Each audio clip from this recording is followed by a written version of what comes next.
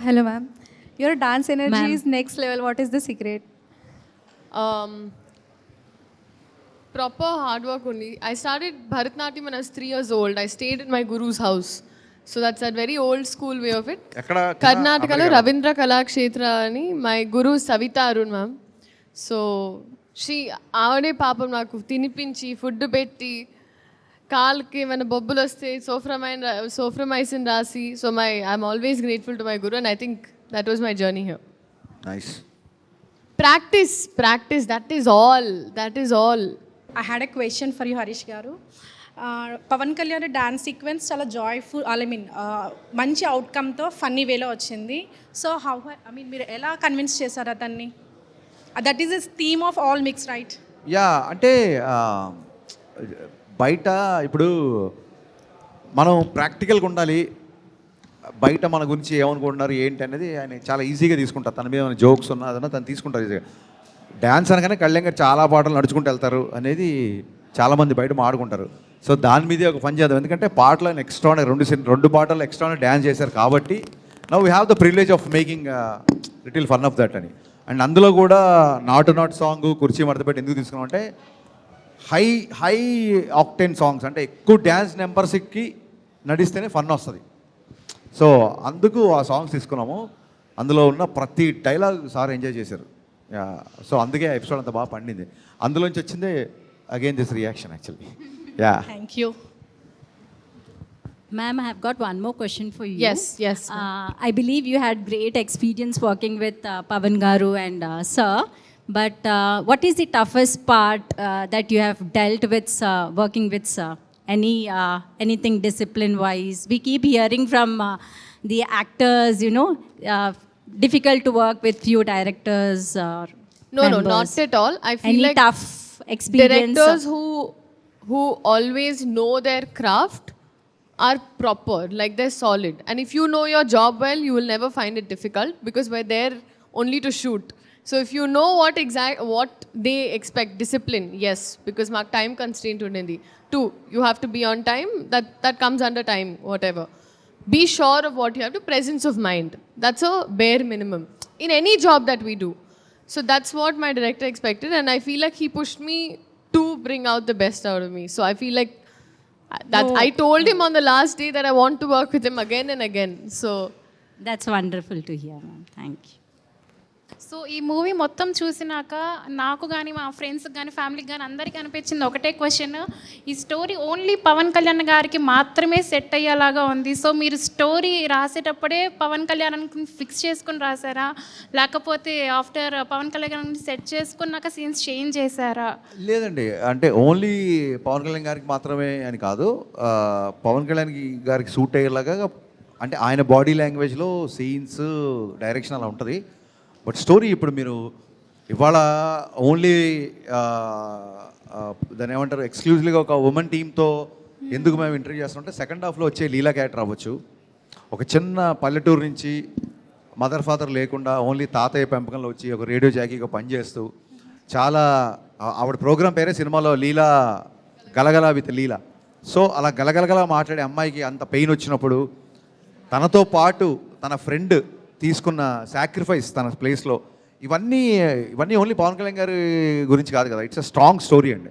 Beginning నుంచి ఒక KS Ravikumar గారి క్యారెక్టర్ తీసుకుంటే వెరీ ఐడిస్టిక్ క్యారెక్టర్, మ్యారేజ్ చేసుకోకుండా కిడ్స్ లేకుండా ఓన్లీ అండర్ ప్రివిలేజ్డ్ ఎంపవర్మెంట్ గురించి ఉండే ఒక క్యారెక్టర్. అలాగే కళ్యాణ్ గారి క్యారెక్టర్ చాలా స్ట్రాంగ్ క్యారెక్టర్. అలాగే గౌతమి గారు ఎవరు లేకున్నా సరే ఒక పిల్లోడితో పాటు అలా ట్రావెల్ అయిపోయి ఒక మదర్గా ఉన్న క్యారెక్టర్. లీలా గారి క్యారెక్టర్, వాళ్ళ ఫ్రెండ్ క్యారెక్టర్, పల్లవి క్యారెక్టర్. సో ఎలా ఉంటుందంటే స్క్రిప్ట్ పరంగా కూడా మార్కెట్స్ పెరుగుతున్నాయి, రీజన్స్ పెరుగుతున్నాయి కాబట్టి ఓన్లీ ఫ్యాన్స్ కోసం అని కాకుండా ఫుల్ ఫ్లెడ్జ్డ్ రాసిన ఒక పవర్ఫుల్ డ్రామా. అందుకే లేడీస్ ఫ్యామిలీస్ ఎక్కువ చూస్తున్నారు cinema actually. Yeah. Okay. Which scene excites more you to work with Pawan Kalyan Garu? I really liked our interviewing scene. I felt like that was very sweet. చాలా scenes ఉన్నాయండి actually. నాకు ప్రతి scene enjoy చేశాను నేనైతే. But one scene that I think that made me cry was ఒక phone counter scene.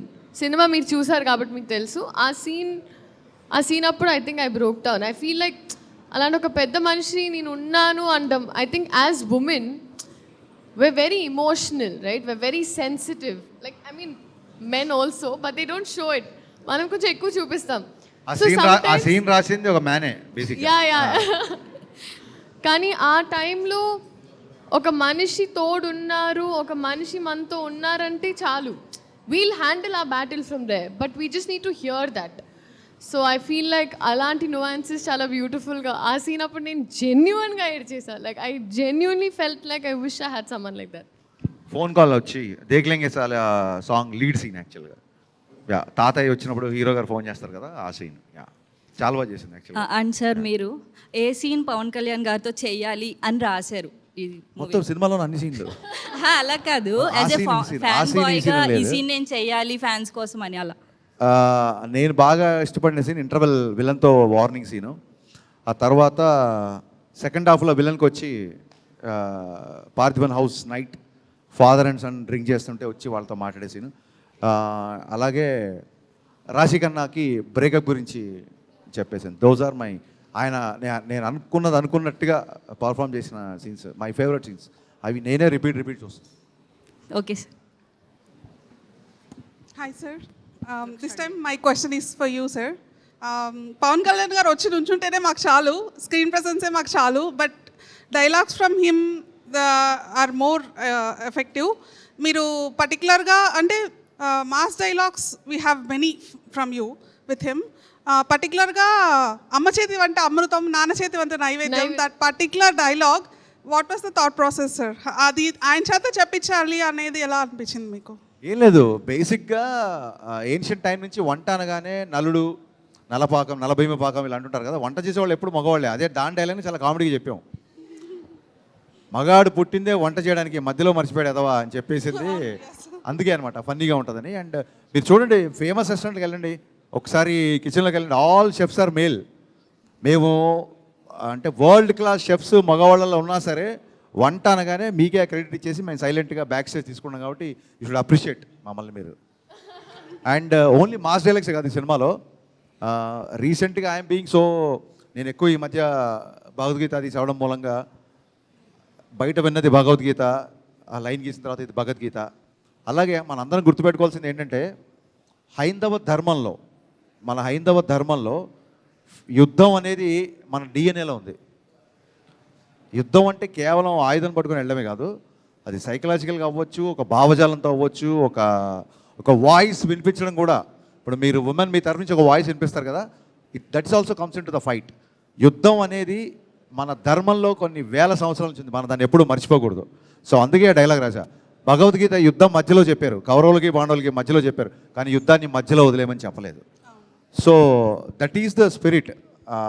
అంటే మీరు చూడండి, కృష్ణుడు ఒక సుదర్శన చక్రం పట్టుకుంటాడు, రాముడు ఒక విల్లు పట్టుకుంటాడు, మన భగవంతుల్లో ఆయుధం ఆంజనేయుడు గద పట్టుకుంటాడు. అంటే ఆయుధం పట్టుకొని దేవుడు లేడు మనకి. సో అధర్మం మీద యుద్ధం చేయాలి అనేది మీరో నేనో లేదా మేము స్లో మోషన్లో తీసే హీరోలు చెప్పింది కాదు.